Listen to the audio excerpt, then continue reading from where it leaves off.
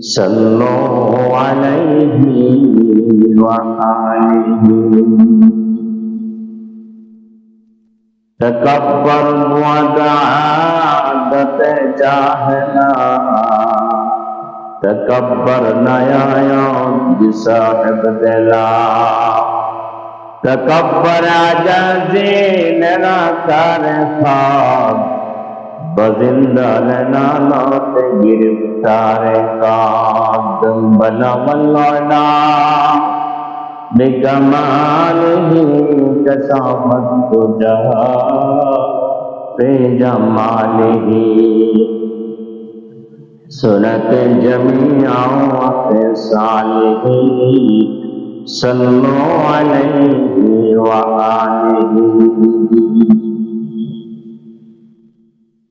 محترم حاضرین اللہ پاکر بندہ جناب محمد رسولullah সাল্লাল্লাহু আলাইহি ওয়াসাল্লামের উম্মতগণ সুবহানাল্লাহ তাআলা আমাদেরকে মহব্বত করে আল্লাহর মসজিদে নিয়ে এসেছেন আল্লাহর গোলাম হিসাবে আল্লাহর ইবাদত করার জন্য তৌফিক দান করেছেন অন্তর থেকে সকলে বলে আলহামদুলিল্লাহ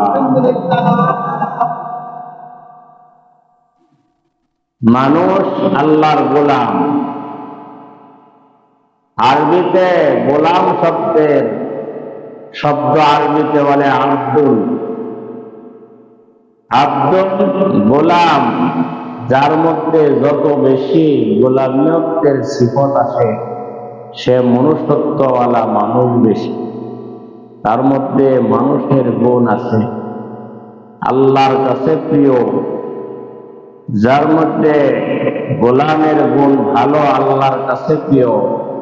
গোলামিয়তের গুণ যার মধ্যে বেশি সে মানুষের মধ্যে শ্রেষ্ঠ মানুষ কারণ আল্লাহ মানুষকে বানাইছেনই গোলাম বানায় আমাদেরকে আল্লাহ কেন সৃষ্টি করছেন আমরা হইলাম আল্লাহর গোলাম সবচেয়ে বড় গোলাম কে যে সবচেয়ে বেশি আল্লাহর ইবাদত করে আল্লাহ যেন আমাদেরকে আল্লাহ আল্লাহ রাসূলের গোলাম হয়ে দুনিয়ার থেকে যাওয়ার তৌফিক দান করে নবীজি আল্লাহর গোলাম ছিলেন নবী আল্লাহর গোলাম আল্লাহ কোরআনে বলছেন আমি আমার আব্দ মুহাম্মদ সাল্লাল্লাহু আলাইহি সাল্লামকে আল্লাহ আব্দ বলছেন আমার গোলামকে সুবহানাল্লাযী আসরা বিআবদিহি লাইলাম মিনাল মাসজিদিল হারাম মেরাজের ঘটনা বর্ণনা করতে গিয়ে আল্লাহ রাব্বুল আলামিন নবীকে আব্দ হিসাবে উল্লেখ করেছেন যে আল্লাহর গোলাম তার মধ্যে অহংকারের কোনো ভাব থাকতে পারে না মানুষের ভিতরে যত রূপ আছে রূহানি রূপ একটা জিসমানি রূপ আর একটা হলো রূহানি রূপ শরীরে রোগ হলে অসুস্থ হলে আমরা দুনিয়ার ডাক্তারদের কাছে যাই রোগ তো দুই ধরনের আরেকটা রোগ হইল রূহের রোগ অন্তরের রোগ অনেক রোগ আছে তার মধ্যে একটা বড় রোগ যাকে উম্মুল আমরাজ বলা হয়েছে সমস্ত রোগের মা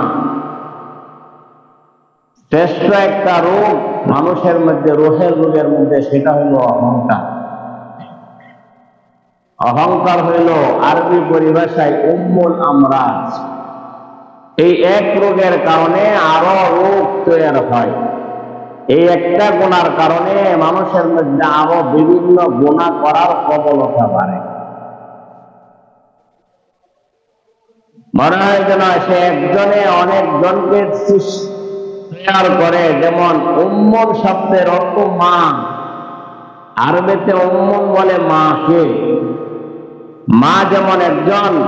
তার ভিতর থেকে অনেক সন্তান হয় এই সন্তানের থেকে সন্তান হয় এইভাবে বাড়তে থাকে লোক সংখ্যা বাড়তে থাকে এক সময় একটা জামাত হয় এক বাড়িতে একটা জামাত তৈরি হয়, একটা কম তৈরি হয়, মা হইল। এমনি ভাবে অহংকার,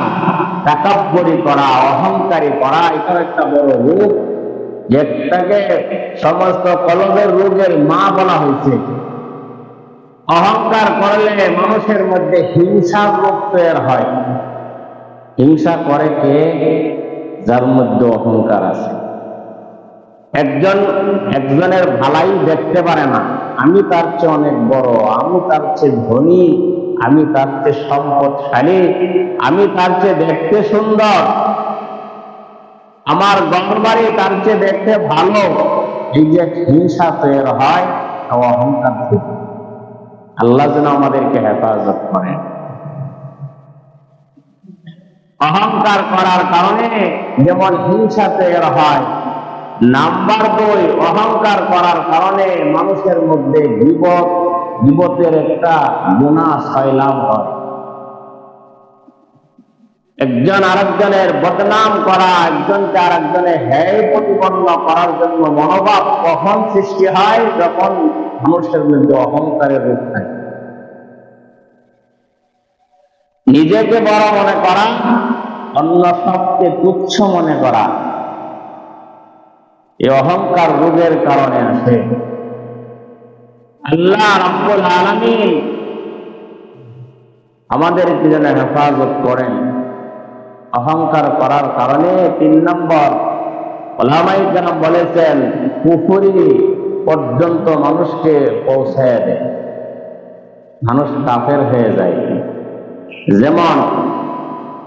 আদম আলাইহিস সালামকে সৃষ্টি করার পরে